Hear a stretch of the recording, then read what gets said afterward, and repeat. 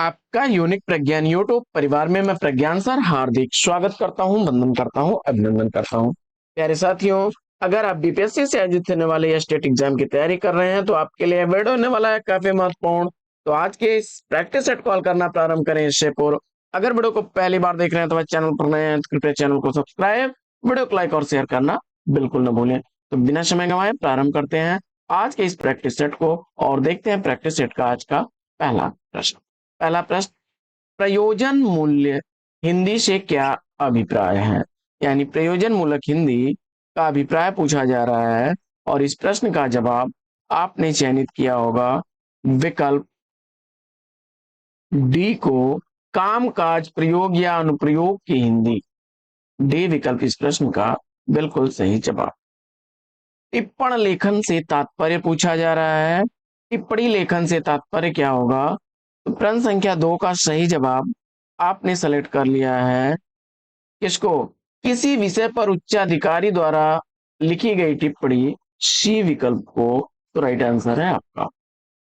बढ़ते हैं तीसरे प्रश्न की तरफ। प्रश्न संख्या 3,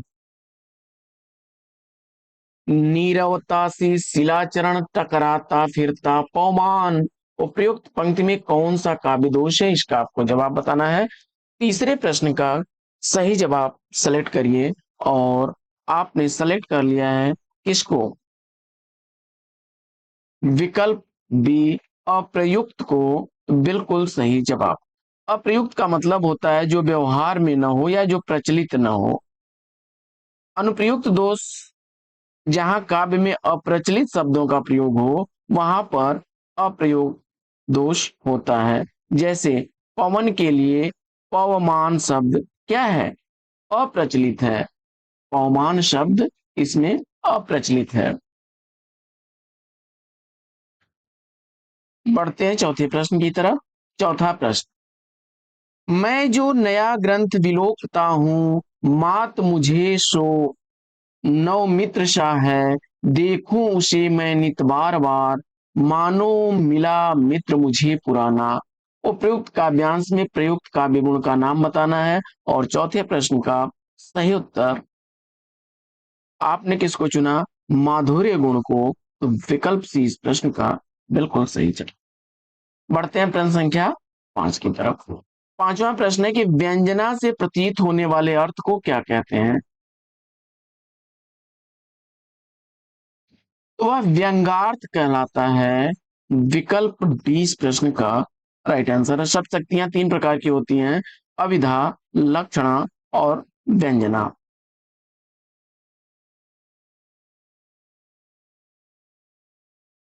प्रश्न संख्या 6, छठवां प्रश्न है, कंकन किंकिन नुपुर धुनि सुनी, कहत लखन सन राम हृदय गुनी, मानहु मदन दुदुम्भी दीन्ही, अब मनसा विश्व विजय कह किन्ही। यह पंक्ति किस गुण का उदाहरण है? इसका आपको जवाब बताना है। छठवें प्रश्न का सही जवाब चयनित करिए और इस प्रश्न का राइट आंसर आपने किसको चुन लिया? तो आपने सेलेक्ट किया किसको? विकल्प सी, माधुर्य गुण को। तो राइट आंसर के साथ में बढ़ते हैं सातवें प्रश्न की तरफ। प्रश्न संख्या 7, सातवां प्रश्न है कि इनमें से कौन शब्द शक्ति का भेद नहीं है? इनमें से कौन शब्द शक्ति का भेद नहीं है? सातवें प्रश्न का सही जवाब देखिए, व्यंजना, अभिधा और लक्षणा ये तीनों काव्य शक्तियां हैं, जबकि करुणा विकल्प बी को चुना आपने। तो राइट आंसर हो जाएगा आपका। आठवां प्रश्न, प्रश्न संख्या 8 है, शब्द की जिस शक्ति के कारण किसी शब्द का साधारण तथा प्रचलित या मुख्य अर्थ समझा जाता है उसको क्या कहा जाता है? आठवें प्रश्न का सही जवाब चयनित करिए। शब्द की जिस शक्ति के कारण किसी शब्द का साधारण, प्रचलित या मुख्य अर्थ समझ लिया जाए वहां कौन शब्द शक्ति होगी? और सही जवाब में आपने किसको सेलेक्ट किया? अभिधा शब्द शक्ति। विकल्प सी को सही जवाब के साथ है आप। नौवां प्रश्न, प्रश्न संख्या 9 है कि हिंदी के प्रथम अलंकार निरूपक आचार्य कौन है? हिंदी के प्रथम अलंकार निरूपक आचार्य कौन है? नौवें प्रश्न का सही जवाब आचार्य केशव दास को चुना आपने। तो विकल्प 20 प्रश्न का राइट आंसर हो जाएगा। प्रश्न संख्या 10,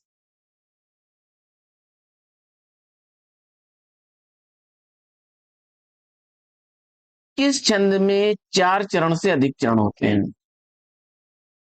10वें प्रश्न का राइट आंसर आपने किसको चुना? छप्पे को। बिल्कुल सही उत्तर है आपका।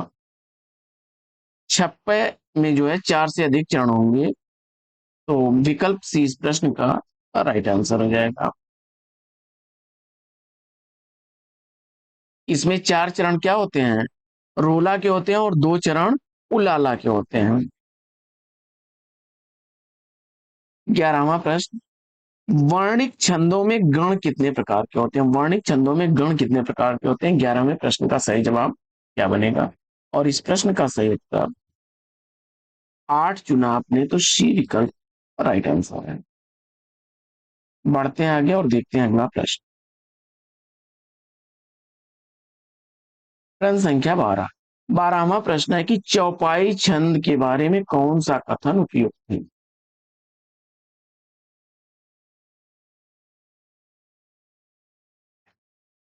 चौपाई छंद के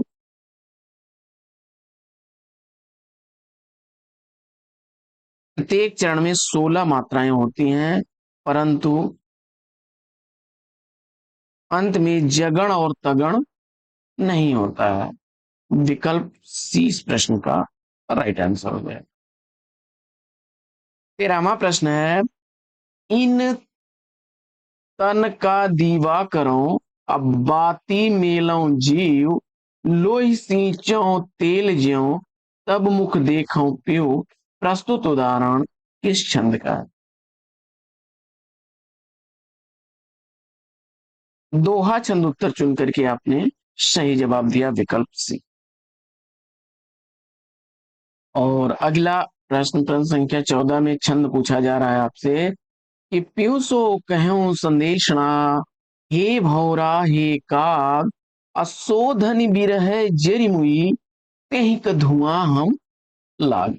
इन पंक्तियों में कौन सा छंद है? प्रश्न संख्या 14 का सही जवाब दोहा छंद, विकल्प बी को चुना आपने, तो राइट आंसर है।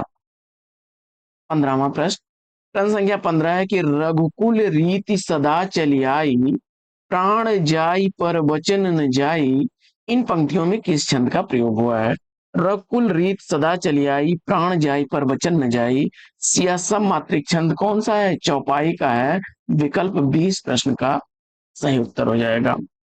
आगे, सवैया किस कवि का प्रिय छंद रहा है?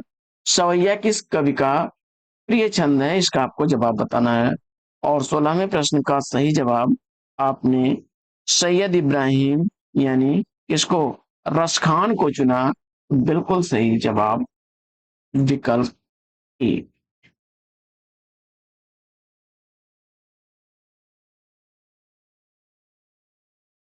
शुक्ल जी ने इनके संदर्भ में कहा है कि और कृष्ण भक्तों के समान इन्होंने गीत का विकास न लेकर कवित सवैयों में अपने सच्चे प्रेम की व्यंजना की है। सुजान रस खान, प्रेम वाटिका, दान लीला इनकी कुछ प्रमुख काव्य कृतियां हैं। 17वां प्रश्न है कि चंपक हरवा अंगन मिली अधिक सुहाय, अज्ञानी परेश यही अरे, जब को मिलाय। पंक्ति में कौन सा छंद है? 17वें प्रश्न का सही जवाब बरवय छंद चुन करके आपने विकल्प सी राइट आंसर दिया है। बरवय एक जो है सब मात्रिक छंद है, 12-12 मात्राओं पर और 7 पर इनकी यति, 12 और 7 की यति मिला करके 19 मात्राएं होती हैं। विषम चरणों में 12-12 मात्राएं रहती हैं, 12-12 मात्राएं इसके विषम चरणों में होती हैं और सम चरणों में 7-7 मात्राएं होती हैं।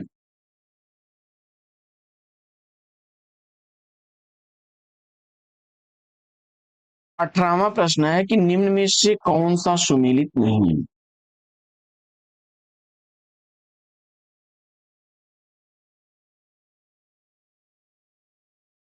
तो रौद्र रस का स्थायी भाव उत्साह नहीं होता है, रौद्र रस का स्थायी भाव क्या है?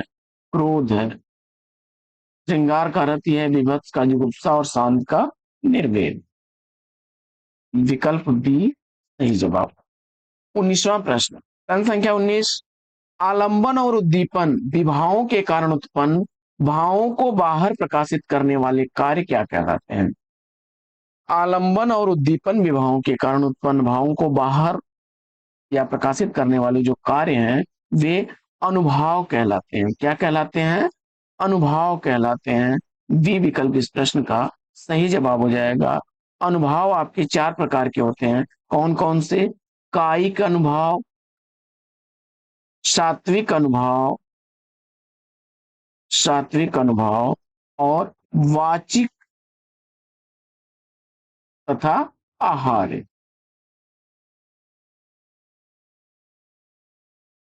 20वां प्रश्न है कि मन कला ससिभान कला 1600 बन्नी, इस पंक्ति में रस पूछा जा रहा है और 20वें प्रश्न का सही जवाब श्रृंगार रस विकल्प बी को चुन लिया आपने, तो राइट आंसर है। अगला प्रश्न है कि कहा कैकेयी ने सक्रोध दूर हट दूर अरि निर्बोध, इन पंक्तियों में कौन सा रस है?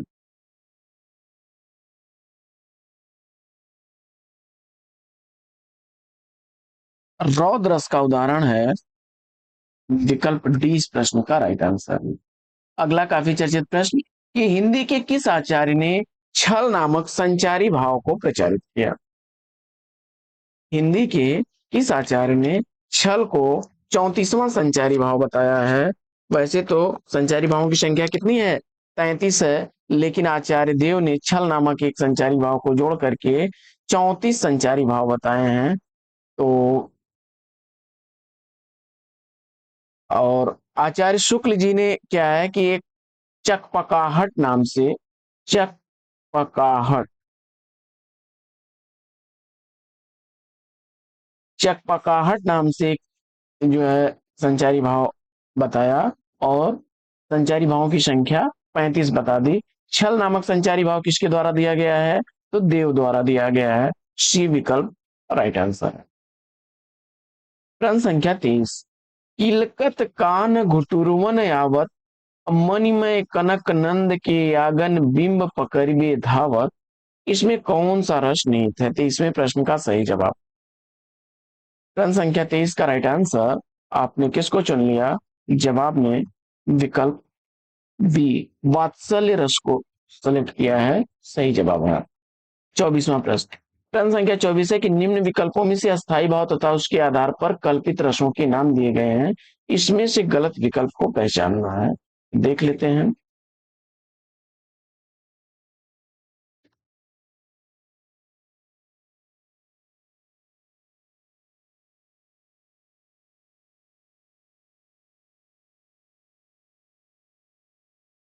शोक करुण रस का, रति श्रृंगार रस का और उत्साह वीर रस का है।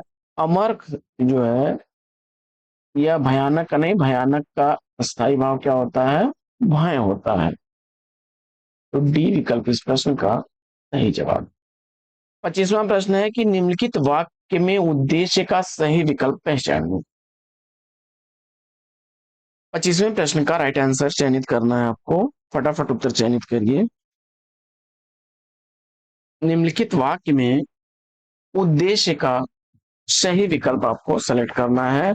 वह बालिका बहुत अच्छा काम करती है, इसमें उद्देश्य क्या है? जवाब में आपने वह बालिका विकल्प बी को चुन लिया, तो राइट आंसर के साथ हैं आप। क्योंकि बालिका के संबंध में कुछ कहा जा रहा है, जैसे बहुत अच्छा काम करती है, तो बहुत अच्छा काम करती है, यह क्या हो गया? यह विधेय हो गया, विधेय हो गया। 26वां प्रश्न, प्रश्न संख्या 26 है कि निम्नलिखित वाक्य में उद्देश्य का विकल्प चुनिए। दीपा की दादी बहुत अच्छी कहानियां सुनाती हैं। 26वां प्रश्न, उद्देश्य क्या है? इसमें दीपा की जो दादी हैं वह क्या है? उद्देश्य है। और बहुत अच्छी कहानियां सुनाती हैं, यह क्या है? विधेय है। अगले प्रश्न में आपको संयुक्त वाक्य को पहचानना है। प्रश्न संख्या 27 है कि निम्न विकल्पों में से संयुक्त वाक्य को पहचानिए। 27वें प्रश्न का राइट आंसर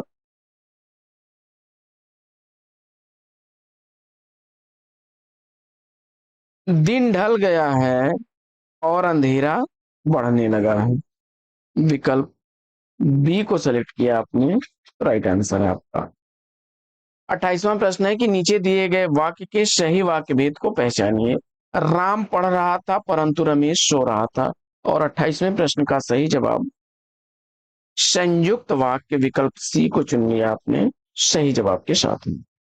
आगे बढ़ते हैं और अगला प्रश्न है कि दिए गए वाक्यों में एक वाक्य शुद्ध है और शुद्ध वाक्य का चयन करना।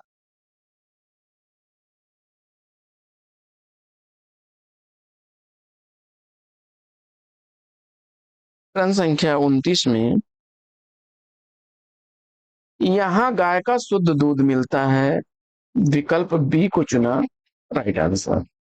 आगे अगला प्रश्न है कि निम्नलिखित वाक्य में उद्देश्य और विधेय आपको ढूंढना है। कल हमारे विद्यालय के बच्चों ने नाटक देखा।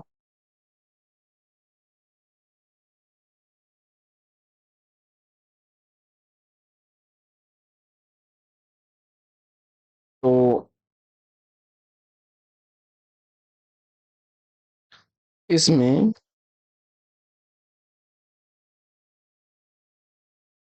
हमारे विद्यालय के बच्चों ने, यह क्या हो जाएगा, उद्देश्य हो जाएगा। कल हमारे विद्यालय के बच्चों ने, यह उद्देश्य हो जाएगा। और हमारे विद्यालय के बच्चों ने, हमारे विद्यालय के बच्चों ने उद्देश्य हो गया। और कल नाटक देखा, कल नाटक देखा। तो विकल्प डी और ए यानी सी विकल्प इसका सही जवाब होगा। इसमें विकल्प सी आपका सही। अगला प्रश्न है सामान्य तौर पर कर्ता क्रिया आदि के सार्थक शब्द समूह को क्या कहते हैं। जवाब में आपने वाक्य चुना, सही जवाब है आपका। सामान्य तौर पर कर्ता क्रिया आदि का जो सार्थक शब्द समूह होता है वही तो वाक्य बनाता है। 32वां प्रश्न है कि निम्नलिखित में से कौन सा वाक्य शुद्ध है। निम्नलिखित में से कौन सा वाक्य शुद्ध है। प्रश्न संख्या 32 का सही जवाब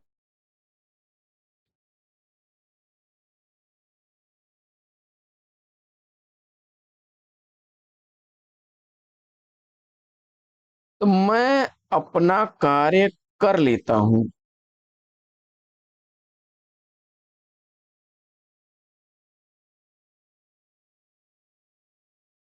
अंग्रेजी परीक्षा का माध्यम नहीं होना चाहिए। इसका शुद्ध रूप बनेगा अंग्रेजी परीक्षा का माध्यम नहीं होना चाहिए। और शायद वह आए, अवश्य नहीं होगा जब शायद लगा है तो शायद वह आए। भारत में अनेक जाति के लोग रहते हैं।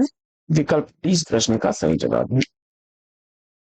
33वां प्रश्न है कि इनमें से शुद्ध वाक्य कौन सा है। प्रश्न संख्या 33 का सही जवाब चयनित करिए। इनमें से शुद्ध वाक्य आपको बताना है और प्रश्न संख्या 33 का राइट आंसर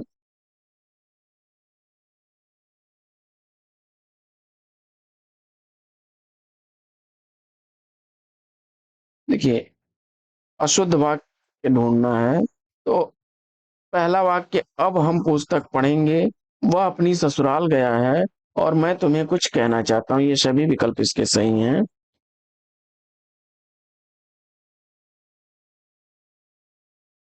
इसमें मुझे उनकी अपेक्षा अधिक अंक मिले, क्योंकि जब उनकी बात की जाए रही है तो यहाँ सबसे जोड़ना सही नहीं है। विकल्प डी इस प्रश्न का राइट आंसर हो जाएगा। यह वाक्य अशुद्ध है। आगे बढ़ते हैं और देखते हैं अगला प्रश्न।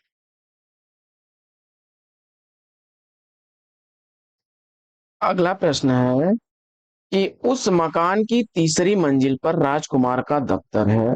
वाक्य में पदबंध पूछा जा रहा है।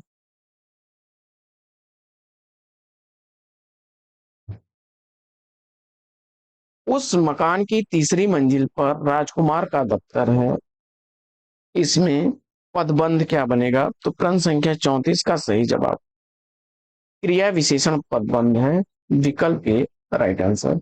छात्र पास हो गए में उद्देश्य क्या है? तो छात्र पास हो गए में उद्देश्य आपका क्या है? छात्र हो गया। और पास हो गए यह विधेय है। वाक्य रचना का सही क्रम आपको बताना है। तो हिंदी में वाक्य रचना का क्रम पहले कर्ता फिर कर्म इसके बाद क्रिया। कर्ता कर्म और क्रिया। विकल्प डी सही जवाब हो जाएगा। मेढकी को जुकाम होना मुहावरे का अर्थ पूछा जा रहा है। मेढकी को जुकाम होना मुहावरे का अर्थ बिना योग्यता के योग्य होने का नखरा। विकल्प बी सही जवाब। और अगला प्रश्न कि पढ़े फारसी बेचे तेल यह देखो कुदरत का खेल। इस मुहावरे का अर्थ है कि योग्यता होते हुए भी विवशता के कारण निम्न स्तर का कार्य करना। विकल्प 20 प्रश्न का राइट आंसर है। प्रश्न संख्या 39 है कि मान न मान मैं तेरा मेहमान का अर्थ। और इस प्रश्न का जवाब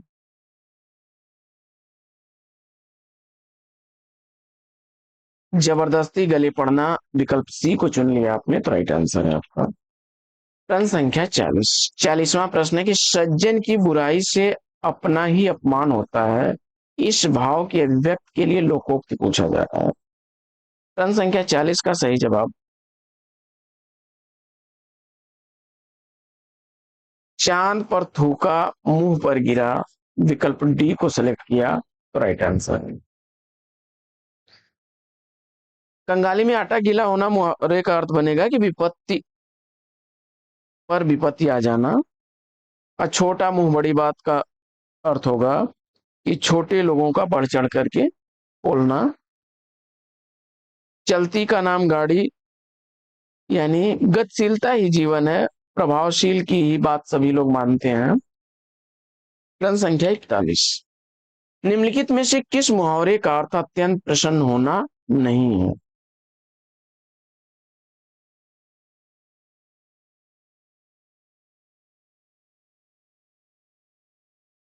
तो पेट फूलना मुहावरे का मतलब होता है कि कोई बात कहने के लिए बहुत ज्यादा उत्सुक हो जाना। बाकी बाग बाग होना फूलकर कुप्पा होना और फूले न समाना। ये मुहावरे अत्यधिक प्रसन्न होने के लिए हैं। अगला प्रश्न अतड़ियों में बल पड़ना मुहावरे का अर्थ पूछा जा रहा है। अतड़ियों में बल पड़ना मुहावरे का अर्थ क्या होगा? और प्रश्न संख्या 42 का सही जवाब हंसते हंसते पेट में पीड़ा हो जाना। बी विकल्प को चुना तो राइट आंसर है। अगला प्रश्न है कि निम्नलिखित प्रश्न में चार विकल्पों में से उस विकल्प का चयन कीजिए जो दिए गए मुहावरे का सही अर्थ हो। आग पर लौटना। आग पर लौटना मुहावरे का अर्थ क्या बनेगा? प्रश्न संख्या 43 का सही जवाब ईर्ष्या से जलना। विकल्प बी राइट आंसर हो जाएगा। अगला प्रश्न फूंक फूंक कर पैर रखना। इस मुहावरे का अर्थ फूंक फूंक कर पैर रखना मुहावरे का अर्थ पूछा जा रहा है। प्रश्न संख्या 44 का सही जवाब सोच विचार कर काम करना। विकल्प सी राइट आंसर। प्रश्न संख्या 45 है कि धनुर्बाण में किस तरह का समास है? प्रश्न संख्या 45 का सही जवाब धनुर्बाण में किस तरह का समास है? और इस प्रश्न का जवाब आपने सेलेक्ट कर लिया किसको? द्वंद्व समास। विकल्प डी को तो सही जवाब के साथ हैं। आगे बढ़ते हैं और देखते हैं 46वां प्रश्न कि लंबोदर उदाहरण है। लंबोदर उदाहरण है। प्रश्न संख्या 46 का सही जवाब क्या बनेगा? और इस प्रश्न का जवाब आपने बहुव्रीहि समास विकल्प ए को चुन लिया तो राइट आंसर के साथ। लंबा है उधर जिसका अर्थात गणेश। आगे अगला प्रश्न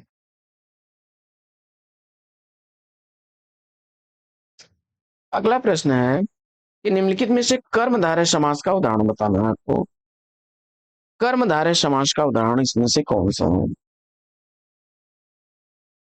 और दिए गए विकल्पों में भुजदंड को आपने सेलेक्ट किया तो विकल्प डी राइट आंसर। हाथों हाथ अव्ययी भाव समास का उदाहरण है, प्रत्यक्ष भी अव्ययी समास का उदाहरण है, और आराम कुर्सी यानी आराम के लिए कुर्सी तत्पुरुष का उदाहरण है, तो डी विकल्प राइट आंसर। मदमाता में समास पूछा जा रहा है, मदमाता शब्द में कौन सा समास है, और प्रश्न संख्या 48 का सही उत्तर आपने तत्पुरुष समास विकल्प डी को चुन लिया, तो राइट आंसर है आपका। प्रश्न संख्या 49, समास में आए पदों को छोड़कर जब किसी अन्य पदार्थ की प्रधानता हो तो कौन सा समास होता है। समास में आए पदों को छोड़कर जब किसी अन्य पदार्थ की प्रधानता हो तो वहां पर समास पूछा जा रहा है, और इस प्रश्न का जवाब आपने बहुव्रीहि समास विकल्प डी को चुन लिया, तो राइट आंसर है आपका। आगे, ऋण मुक्त शब्द में कौन सा समास है, प्रश्न संख्या 50 का सही जवाब। ऋण मुक्त शब्द में समास पूछा जा रहा है, और इस प्रश्न का जवाब आपने अपादान तत्पुरुष ऋण से मुक्त से अलग होने के संदर्भ में विकल्प डी को चुना, बिल्कुल सही उत्तर।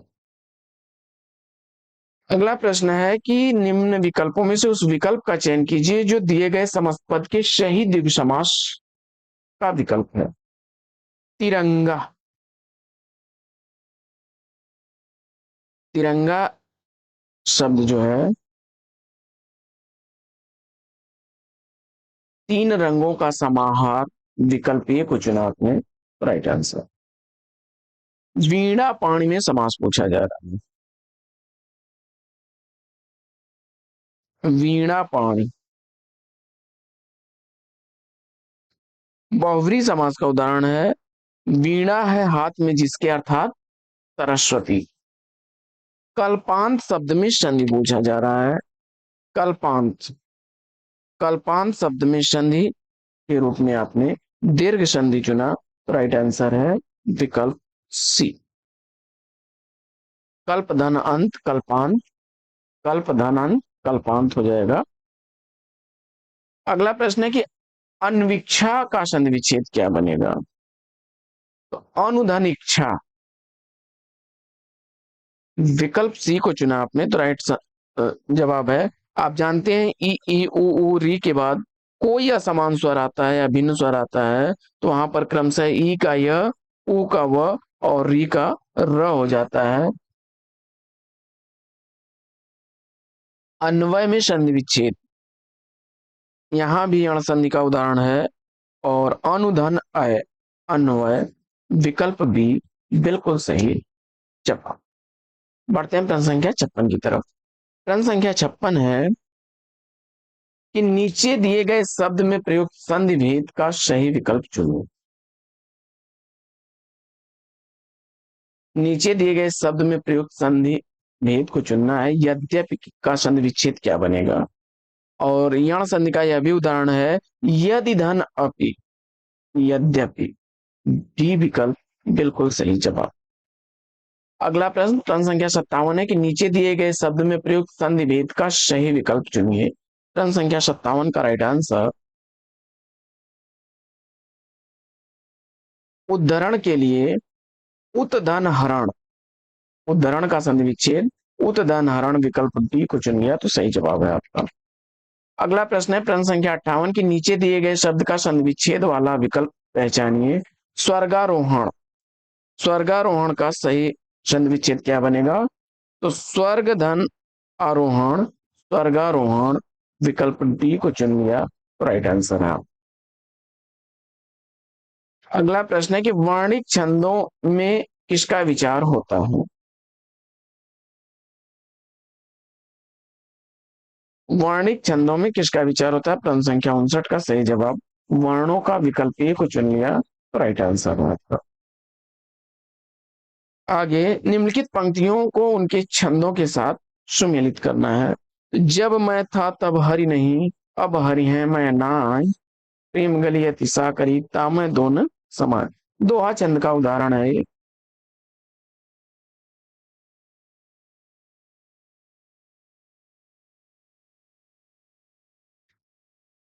राम को रूप निहारत जानकी कंगन के नग की परछाई, इसमें पूछा जा रहा है, यह सवैया छंद का उदाहरण है। अगला प्रश्न है,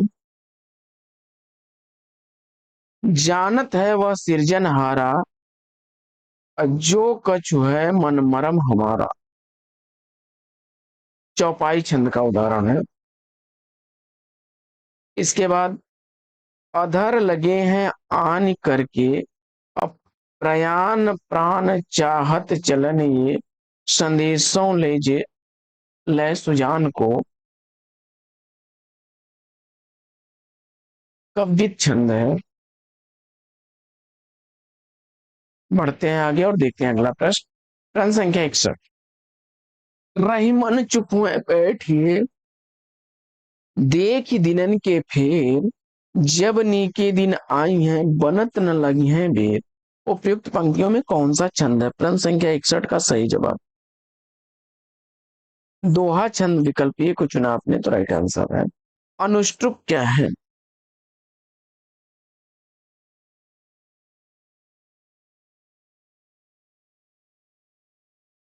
यह जो है एक छंद है, विकल्प ए इस प्रश्न का राइट आंसर है।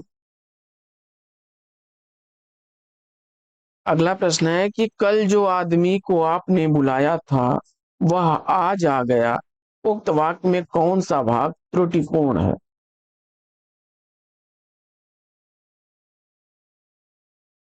तो कल आपने जिस आदमी को, यहां पर होगा जिस आदमी को आपने बुलाया था, कल जिस आदमी को आपने बुलाया था वह आज आ गया है। तो विकल्प ये इस प्रश्न का राइट आंसर है।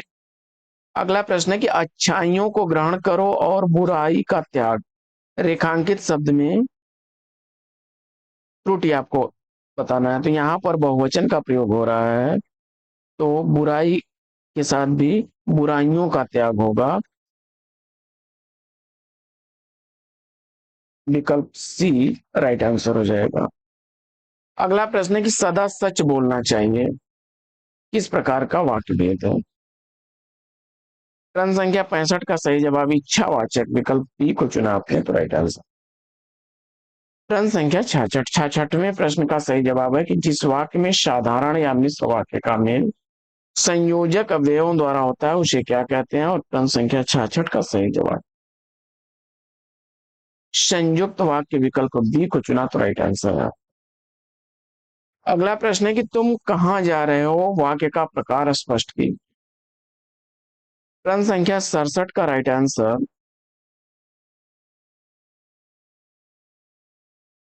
प्रश्नवाचक वाक्य विकल्प बी को चुना, तो राइट आंसर।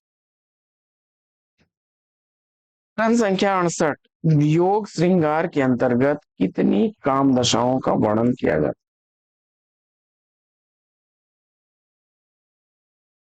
वियोग श्रृंगार के अंतर्गत 10 काम दशाओं का वर्णन होता है। विकल्प सी इस प्रश्न का राइट आंसर हो जाएगा। अभिलाषा, अभिलाषा,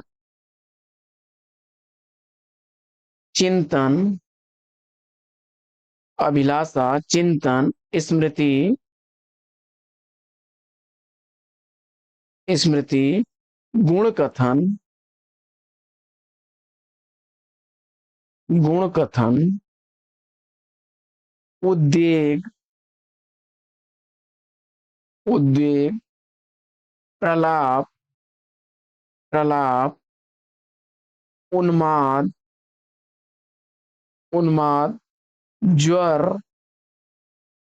ज्वर, जड़ता, जड़ता और मरण। ये 10 दशाएं योग श्रृंगार में आती हैं। अगला प्रश्न, गुरुदेव में समास पूछा जा रहा है। कर्मधारय समास विकल्प सी को चुना, तो देव के समान गुरु कर्मधारय हो गया। चरण कमल, कमल के समान चरण, परमानंद, परम है जो आनंद, ये सब कर्मधारय के उदाहरण है। अगला प्रश्न है कि मुंबई में गगन चुंबी इमारतें बहुत हैं, रेखांकित शब्द में कौन सा समास समाहित है? प्रश्न संख्या 70 का सही जवाब प्रश्न संख्या 70 का राइट आंसर आपने विकल्प ए तत्पुरुष समास को चुन लिया है, तो राइट आंसर के साथ हैं आप। अगला प्रश्न, प्रश्न संख्या 71 है कि जिस समास का पहला पद अव्यय हो तथा प्रथम पद प्रधान हो उस एक कौन सा समास कहते हैं।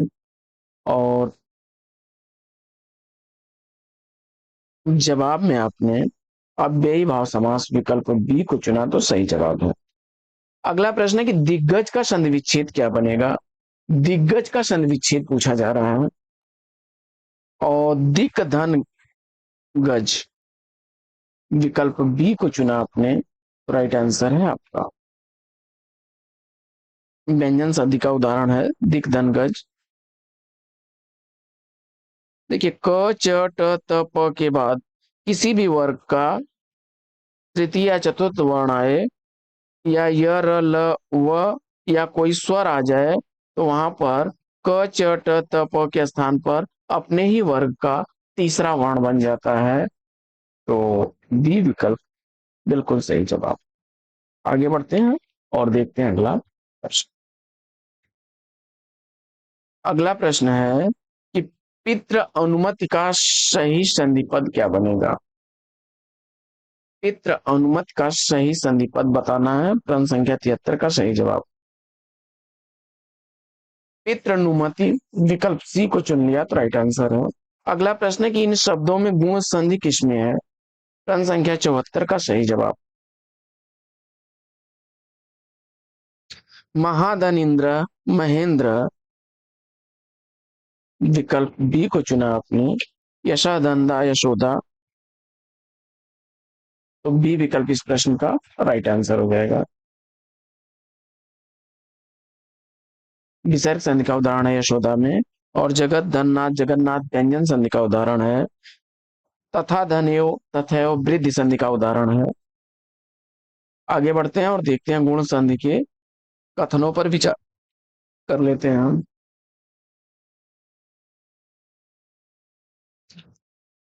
अ आ के बाद ई आए तो ए बनेगा, सही है। अ आ के बाद ए आए तो अ आएगा, ये सही नहीं है। अ आ के बाद उ आए तो वो हो जाएगा, ये भी सही है। पहला और तीसरा। अगला प्रश्न है कि वीर पुत्र को जन्म देने वाली माँ जो होती है, वाक्यांश के लिए एक शब्द क्या बनेगा। वीर प्रसू विकल्प सी को चुना आपने, तो राइट आंसर। निम्नलिखित में से कौन सा शब्द संबंधवाची है। प्रश्न संख्या 77 का सही जवाब दैवीय विकल्प सी को चुन लिया आपने, तो राइट आंसर के साथ में। अगला प्रश्न, प्रश्न संख्या 78 है कि प्रतीक्षा करना इसका अर्थ क्या बनेगा। राह देखना विकल्प बी राइट आंसर। किंग कर्तव्य मूढ़, किंग कर्तव्य मूढ़ शब्द का सही अर्थ क्या होगा। तो जिसे यह न सोच पड़े कि अब उसे क्या करना चाहिए, विकल्प बी राइट आंसर है। अगला प्रश्न है प्रश्न संख्या 80 की बोली का क्षेत्र जब थोड़ा विकसित हो जाता है और उसमें साहित्य की रचना होने पर वह क्या बन जाती है। तो प्रश्न संख्या 80 का सही जवाब उपभाषा विकल्प बी को चुना, तो राइट आंसर है। अगला प्रश्न, प्रश्न संख्या 81 है कि निम्नलिखित प्रश्न में चार विकल्पों में से उस विकल्प का चयन करें जो पक्ष के भेद का सही विकल्प हो। अब सीता चलने लगी है।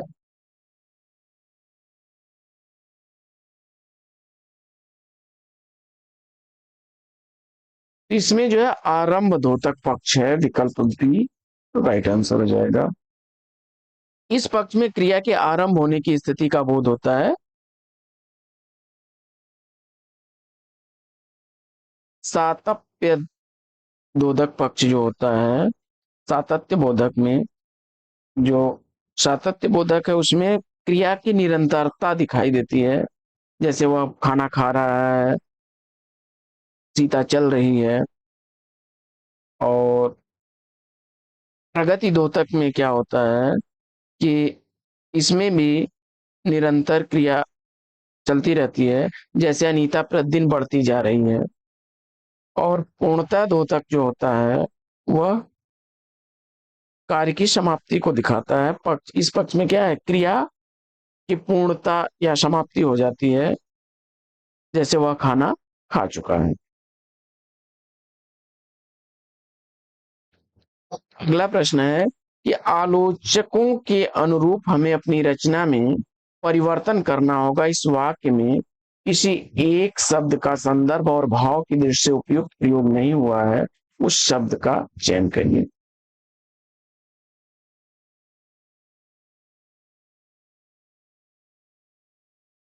अनुरूप नहीं बल्कि यहाँ अनुसार रहना चाहिए, आलोचकों के अनुसार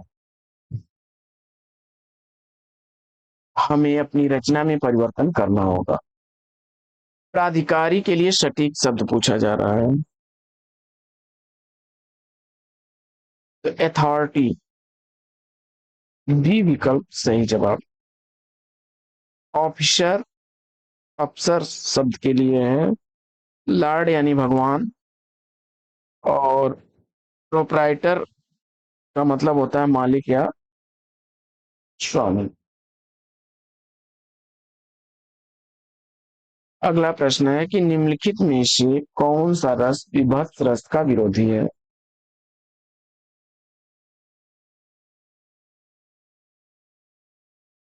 श्रृंगार को चुना आपने, तो सी विकल्प राइट आंसर। अगला प्रश्न है कि वाच के कितने प्रकार होते हैं। प्रश्न संख्या 85 का सही जवाब विकल्प ए 3 प्रकार चुना, तो राइट आंसर है। आगे निम्न में भाववाची का उदाहरण पूछा जा रहा है। प्रश्न संख्या 86।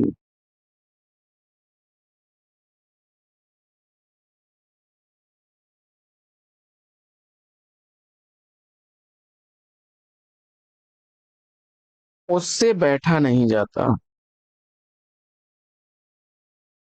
राम से खाया नहीं जाता, ये दोनों ही भाववाची के उदाहरण हैं, पहला और दूसरा।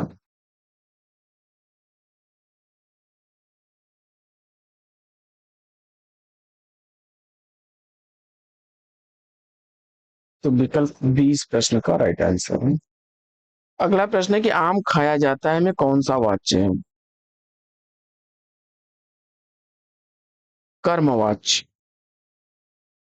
अगला प्रश्न है कारण के बिना कार्य होने के वर्णन में कौन सा अलंकार होता है। हर बार रिपीटेड प्रश्न है, विभावना अगर चुना आपने, बी विकल्प राइट आंसर। अगला प्रश्न है कि निम्न में से किसमें विरोधाभास अलंकार का विरोध होता है। विरोधाभास अलंकार का बोध होने वाली पंक्ति आपको चयनित करनी है। जब विरोध न होने पर भी विरोध का आभास हो, वहां विरोधाभास होता है।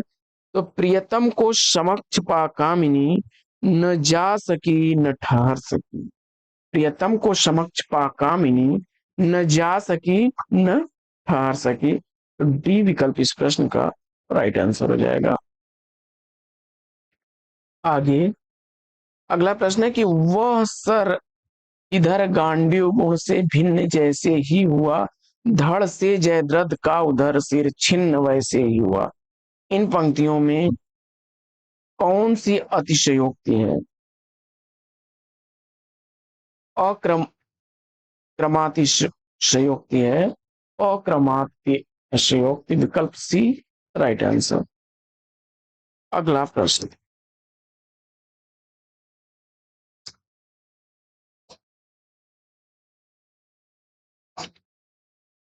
जब कार्य और करण दोनों एक साथ घटित हों, वहां पर अक्रमातिशयोक्ति होती है। भरत मुनि ने अनुभाव के कितने भेद माने। तो भरत मुनि के अनुसार वाचिक, आंगिक और सात्विक 3 अनुभाव हैं, ये विकल्प राइट आंसर है।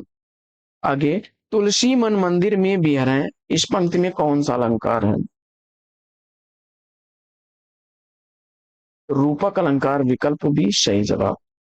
अगला प्रश्न है कि निम्नलिखित दोहे में कौन सा अलंकार है। बढ़त बढ़त संपत सलीम, मन सरोज बढ़ जाए, घटत घटत सुनि फिर घटे, बरु समूल को मिलाए। प्रश्न संख्या 93 का सही जवाब देखिए रूपक अलंकार चुन करके ये विकल्प सही जवाब दिया आपने। आगे, मोम सा तन घुल चुका, अब दीप सा मन जल चुका। उपयुक्त पंक्तियों में अलंकार बताना है। प्रश्न संख्या 94 का सही जवाब पूर्णोपमा विकल्प बी को चुना तो राइट आंसर है। प्रश्न संख्या 95 है कि तब तो बहता समय शिलासा जम जाएगा, इस पंक्ति में किस अलंकार का प्रयोग हुआ है?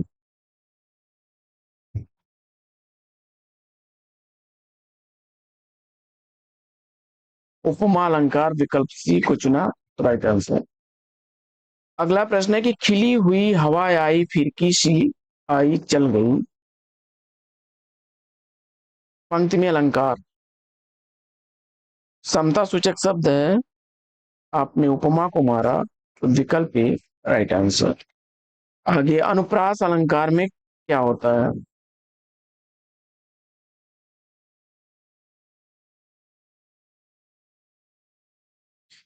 तो इसमें क्या होता है? वर्णों की आवृत्ति होती है, विकल्प ए राइट आंसर।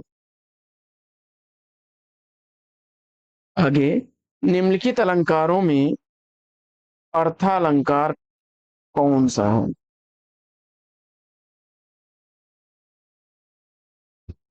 वक्रोक्त श्लेष विप्सा ये शब्दालंकार के भेद हैं, विकल्प बी को चुना आपने तो राइट आंसर हो जाएगा।